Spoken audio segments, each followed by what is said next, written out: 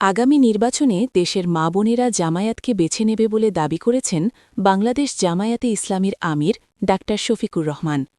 তিনি বলেন, মা বোনের যে তাদের বেছে নেবেন সে লক্ষণ তারা ইতোমধ্যেই দেখতে পারছেন।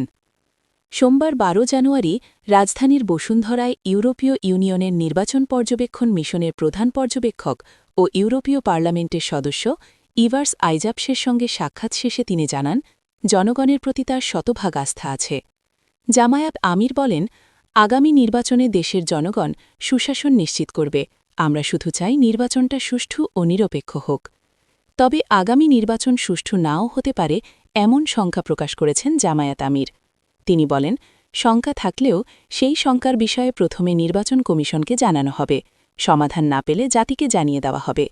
ডা শফিকুর রহমান বলেন, এবারে নির্বাচন যদি জনগণের হাতছাড়া হয়ে যায় তবে আর কবে জনগণ তাদের ভোটাধিকার ফিরে পাবে আমাদের জানা নেই। এ সময় বাংলাদেশের গণমাধ্যম সাম্প্রতিক সময়ে একটি দলের দিকে ঝুঁকে পড়ছে বলে অভিযোগ করেন তিনি। এই গণমাধ্যমগুলো অভ্যুত্থানের সময়ও একটি দিকে ঝুঁকেছিল বলে মন্তব্য করেন জামায়াত আমির। তিনি বলেন, আমরা চাই গণমাধ্যম স্বাধীনভাবে কাজ করুক। তারা যদি নিজেরাই পরাধীনতার শৃঙ্খল গলায় পড়ে তবে জনগণের সঙ্গে প্রতারণা করা হবে। প্রশাসন বা গণমাধ্যম যেই ভূমিকা পালন করছে জনগণ সবই মনে রাখছে। জনগণকে বোকা ভাবার কোনো কারণ নেই।